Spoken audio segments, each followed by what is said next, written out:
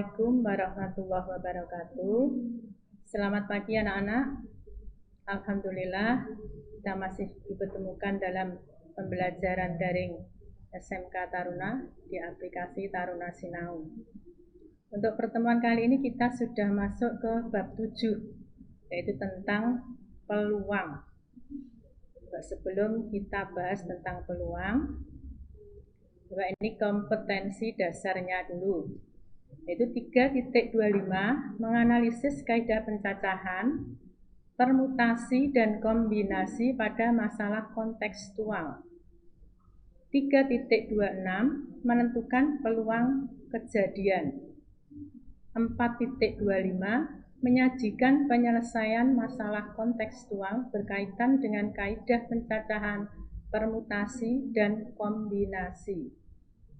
4.26 menyelesaikan masalah yang berkaitan dengan peluang kejadian. Ya anak-anak ya. Jadi kalian tentunya sudah tidak asing lagi apa itu peluang ya. Di dalam kehidupan sehari-hari kita sering menghadapi kejadian yang memerlukan perkiraan. Misalnya kejadian dalam penerimaan suatu karyawan sebuah perusahaan, di mana kita akan memperkirakan kemungkinan kita bisa diterima dari banyaknya pendaftar dan banyaknya kebutuhan karyawan. Di sini kita menggunakan ilmu peluang dalam memperkirakannya sehingga lebih terarah. Peluang itu juga biasanya bisa disebut dengan kemungkinan, bisa juga harapan, atau dalam bahasa lainnya dalam matematika dinamakan teori probabilitas. Ya. Hal ini merupakan salah satu konsep matematika yang akan Anda pelajari, yaitu tentang peluang. Ya anak-anak ya, sebelum kita masuk ke materi, coba ini ada peta konsep tentang materi peluang. Peluang ada dua cabang, ini yang mau kita pelajari. Yang pertama adalah kaidah pencacahan, permutasi dan kombinasi. Berikutnya cabang yang kedua yaitu peluang suatu kejadian. Untuk cabang yang pertama itu adalah dasar-dasarnya dulu, nanti sebelum kita masuki peluang suatu kejadiannya. Yang akan kita pelajari dalam cabang yang pertama yaitu kaidah pencacahan, kemudian permutasi dan kombinasi. Berikutnya untuk cabang yang kedua, yaitu kita masuk ke peluangnya, mempelajari tentang teori-teori mencari peluang, yaitu peluang suatu kejadian, di mana yang kita pelajari pertama adalah ruang sampel. Di situ nanti ada titik sampel ya, dan sebagainya. Berikutnya ada yang kedua adalah peluang kejadian itu sendiri. Yang ketiga adalah frekuensi harapan. Yang keempat, peluang komplement suatu kejadian. Dan yang kelima adalah peluang kejadian majemuk. Jadi ini adalah peta konsep dari materi peluang. Nanti yang akan kita pelajari dalam bab 7. Sekarang kita akan masuk ke peluang kejadian. Apa itu peluang? Bagaimana cara menentukannya? Mari kita pelajari materi berikut. Ya, yang pertama tadi, cabang pertama adalah kaidah pencacahan, permutasi dan kombinasi. Sebelum membahas tentang peluang suatu kejadian, terlebih dahulu dibahas tentang materi kaidah pencacahan, permutasi dan kombinasi. Ya, berikut adalah penjelasannya. Yang pertama adalah tentang kaidah pencacahan. Apa itu kaidah pencacahan? Pengertiannya adalah kaidah pencacahan merupakan suatu cara yang digunakan untuk menentukan banyaknya hasil yang akan terjadi dari suatu percobaan atau peristiwa. Ya. Berikutnya dalam kaidah pencacahan ini juga disebut dengan aturan perkalian. Jadi menghitungnya dengan aturan perkalian. Ini rumusnya aturan perkalian, di mana K adalah suatu banyaknya cara kejadian dan Kn adalah cara kejadian sampai ke N. Jadi kejadiannya ada berapa, N itu ada berapa kejadian ya. Rumusnya adalah K sama dengan K1 dikali K2, dikali K, dan seterusnya sampai dengan Kn. N-nya adalah banyaknya kejadian. Nah, dari rumus ini coba kita langsung masuk ke contoh. Biasanya anak-anak kalau masih rumus, masih berupa huruf-huruf itu masih belum begitu paham kalau tidak langsung diterapkan ke dalam contoh suatu soal. Di soal-soal peluang, sebagian besar adalah mengacu dalam kehidupan sehari-hari. Ini anak-anak ya, contoh yang pertama, jalan yang ditempuh dari kota A ke kota B sebanyak 4 jalan. Perhatikan, dari kota A ke kota B ada 4 jalan. Sedangkan jalan yang ditempuh dari kota B ke kota C sebanyak 3 jalan. Berapa banyak jalan berbeda yang dapat ditempuh dari kota A ke kota C? Ini langsung dari A ke C. Tadi kan melalui B dulu ya. Di mana dari A ke B sendiri 4 jalan, dari B ke C 3 jalan. Ini penyelesaiannya ya anak-anak ya. Sebelum penyelesaian coba dilihat gambarnya dalam tayangan slide itu ya. Gambarnya A ke B ada 3 jalan. Ya, itu 3 jalan digambarkan seperti itu ya, diagram panah. Kemudian dari B ke C ada 3 jalan. Itu diagram panahnya ada 3. Nah, ini penyelesaiannya adalah masalah di atas dapat digambarkan dengan diagram di atas itu ya, yang tampak sudah saya jelaskan tadi. Nah, sekarang kita mau menghitung banyaknya jalan yang berbeda yang ditempuh dari kota A ke kota C. Nah, kalau ada soal seperti ini, kalian bisa menggunakan kaidah pencacahan, di mana ada 2 kejadian. Berarti N-nya ada berapa? N-nya ada 2, yaitu dari A ke B, itu kejadian pertama, dari B ke C, kejadian kedua. Jadi ada 2 kejadian. Sekarang kejadian pertama dari rumus tadi ya. Cara menghitung kaidah pencacahan adalah kejadian pertama dikalikan kejadian kedua, dan seterusnya sampai kejadian yang ditentukan. Karena ini ada 2 kejadian, jadi hanya kejadian pertama kali kejadian kedua. Coba kalian lihat, ternyata jawabannya sangat sederhana sekali. Ya, mungkin kalau belum tahu rumusnya, mungkin kalian masih berpikir berapa ya, mungkin kira-kira ya. Biasanya ada yang jawab 7 ya, 4 tambah 3 gitu ya. Nah, coba, soalnya sering kalau dalam pembelajaran luring itu saya tawarkan ke anak-anak itu biasanya jawabnya 7, 4 ditambah 3 gitu aja ya. Dikiranya kan ditambah itu. Nah, padahal sebetulnya kaidah pencacaran adalah aturan perkalian. Ini ya. Dari kejadian yang pertama ada berapa jalan tadi? A ke B ada berapa? 4 jalan.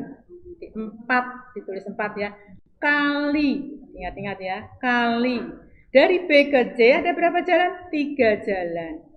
Sehingga 4 kali 3. Sehingga ada berapa? Ada berapa jalan yang bisa ditempuh? Ada 12 jalan. Itu ya anak-anak ya.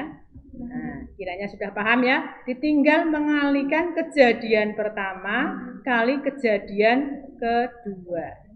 Untuk contoh yang pertama. Kalau ada soal-soal seperti itu. Biasanya nanti ada soal seperti ini juga ya nanti.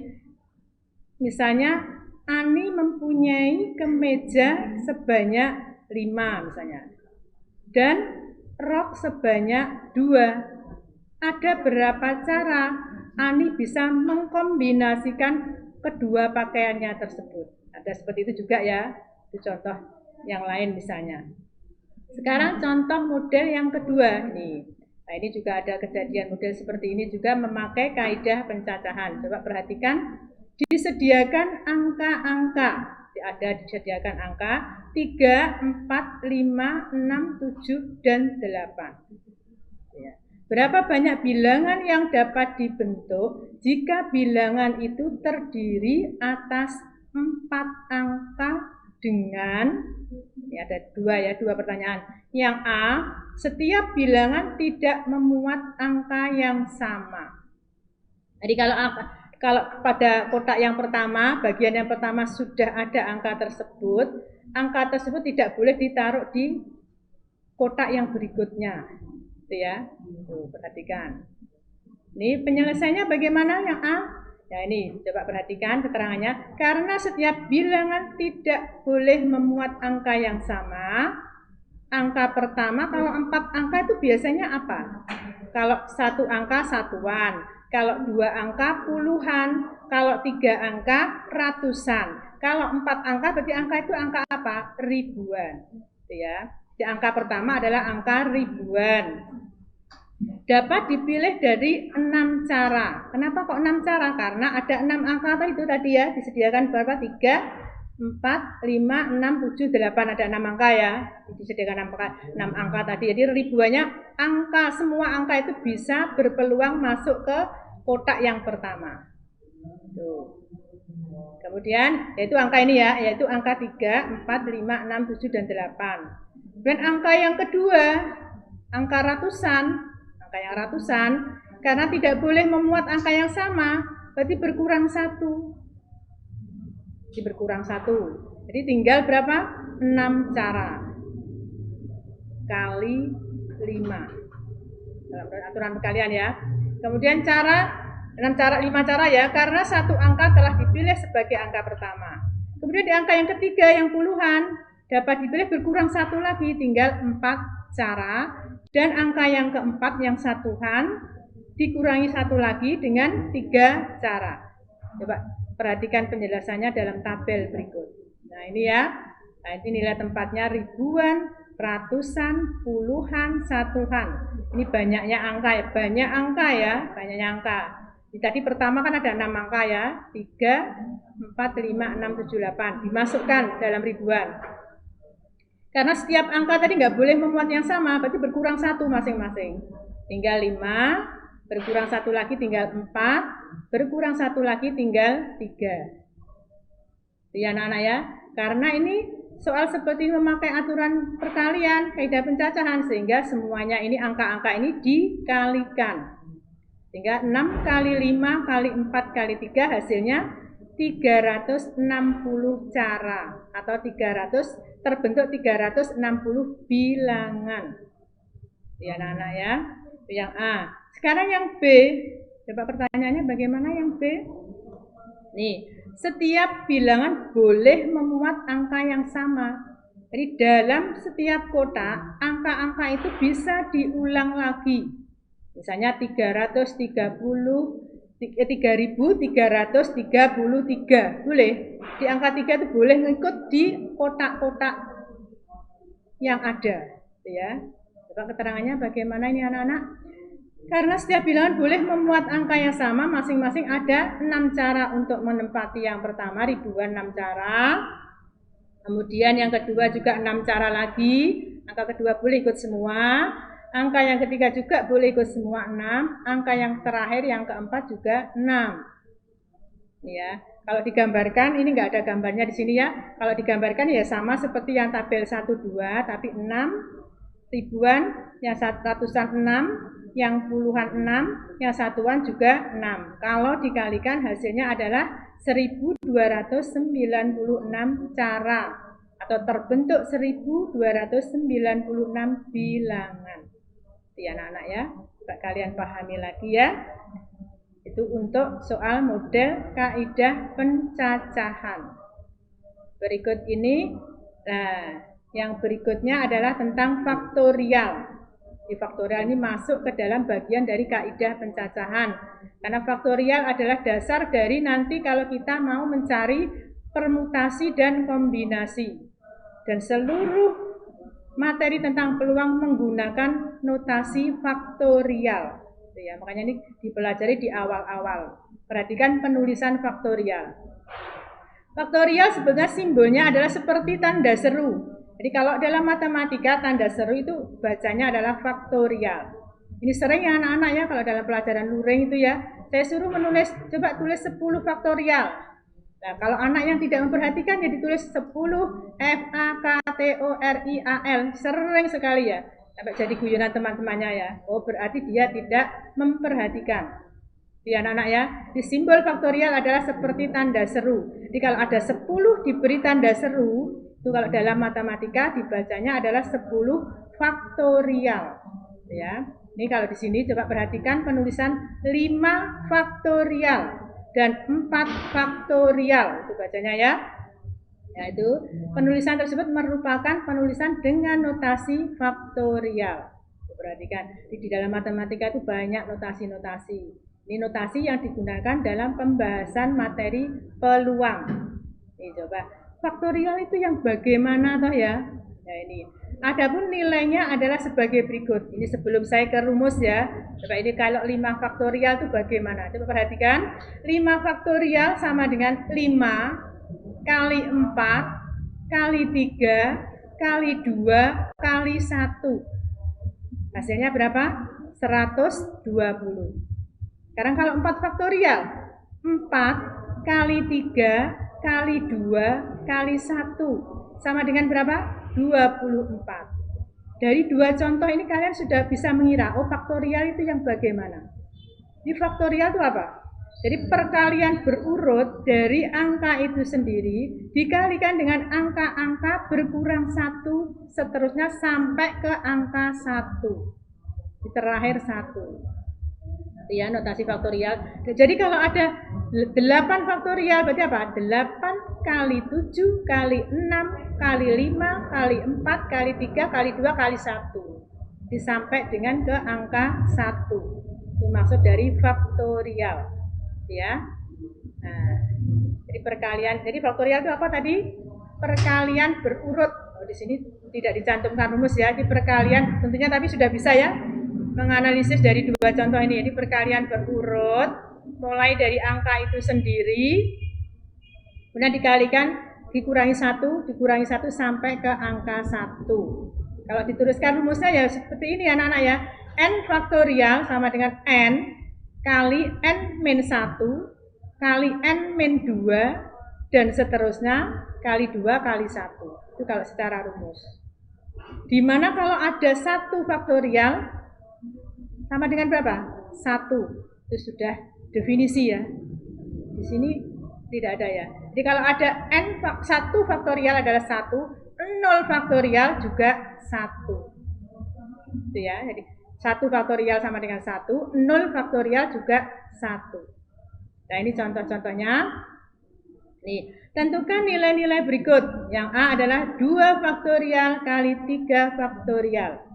Penyelesaiannya bagaimana? 2 faktorial sendiri, bilangan itunya 2 kali 1. Sudah, itu 2 faktorial.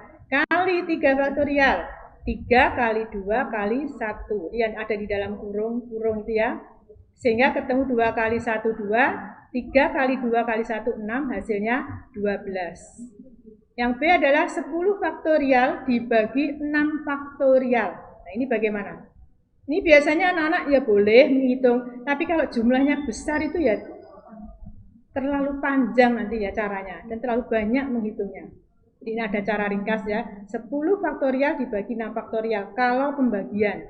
Nanti kalau pembagian kan biasanya dicoret itu ya atas bawah kalau sama ya perkalian. Nah ini seperti ini caranya. 10 faktorial berarti 10 kali 9 kali 8 kali 7 kali 6 kali 5 dan seterusnya tuh ya.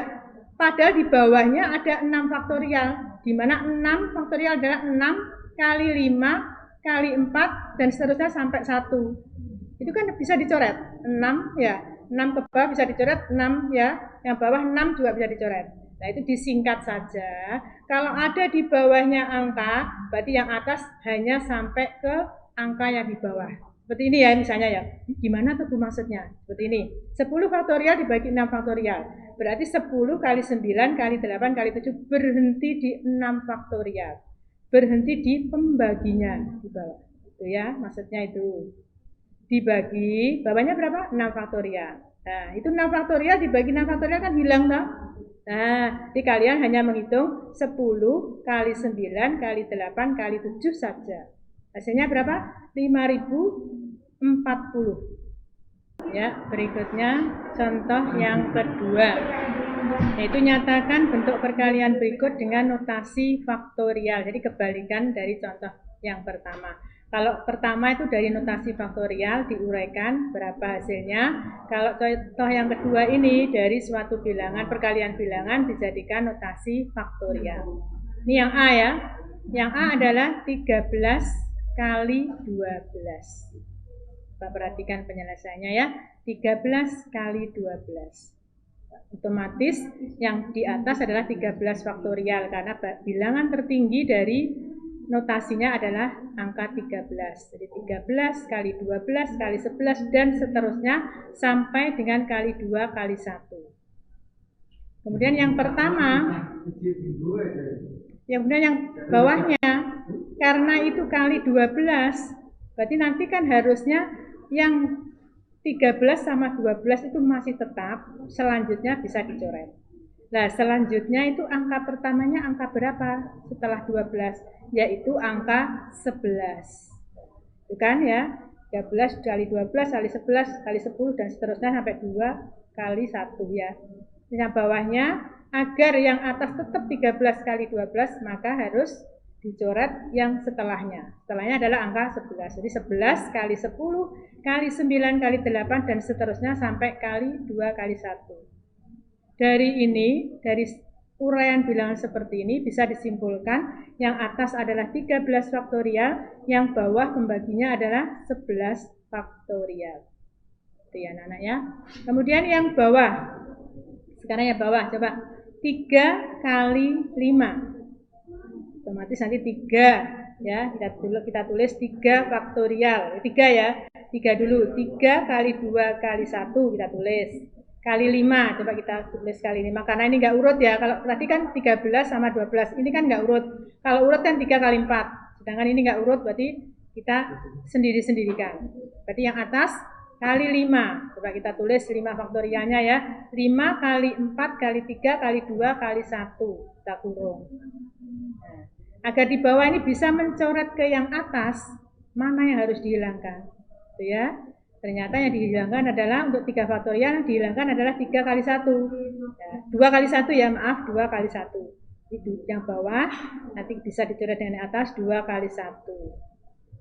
Terus yang 5 faktorial, agar nanti tinggal 5 saja, berarti yang dicoret adalah setelahnya 5. Setelahnya 5 berapa? 4 kali 3 kali 2 kali 1. Nah, kita taruh ke bawah. Akhirnya kita ketemu 3 kali 2 kali 1, 3 faktorial, dikalikan 5 kali 4 kali 3 kali 2 kali 1, kali 5 faktorial. Dibagi yang bawah, 2 kali 1 adalah 2 faktorial, kemudian 4 kali 3 kali 2 kali 1 adalah 4 faktorial. Tuh, ya, perubahan dari bilangan menjadi notasi faktorial. Ya anak-anak ya, buat kalian pelajari ya materinya untuk kaidah pencacahan yang terdiri dari kaidah pencacahan atau aturan perkalian itu sendiri bagaimana modelnya, contohnya bagaimana, kemudian tentang faktorial. Faktorial itu kalian pahami karena nanti ini adalah dasarnya dari semua materi peluang. Ya anak-anak ya. Berikutnya ini ada 2 tugas ya, ada 2 ya, ada 2 nomor tugas. Ini yang tugas pertama ini tentang apa anak-anak? Coba.